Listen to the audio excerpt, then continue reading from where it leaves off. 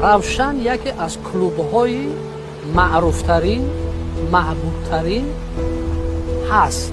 барои чӣ? Барои он ки қадимтарин ҳам аст. ман медонам клубҳои масалан истаравшан ҳам клуби қадима ҳаст ки дар лигаҳои маъмул бозӣ мекард. Помири Душанбе ҳам ҳамин аст. ин ҷои баҳс нест. Хуҷанди Хуҷанд ҳам аст. вахши Қурғонтепа ҳам аст. ва аммо таърихи равшан ки дар клуб пайдо шуду, маҳбубият оварда, мардумро атрофи худ ошиқ кард, ин якдурӯзӣ нест. дар бораи равшан гуфта, ҳеҷ вақт мо бояд Қурбон Зардакро фаромӯш накунем. Қурбон Зардаков директори стадион буд ва маҳбубияте ки Қурбон Зардаков стадиони Томин ба номи Томини клуб ва равшани клуб дошт, ин ҳарс як тавъамӣ доштанд.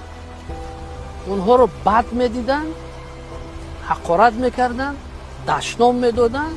ман ҳар серо да назар, аммо дӯст медоштанд, чунки худашон мардуме буданд. ана ҳамин як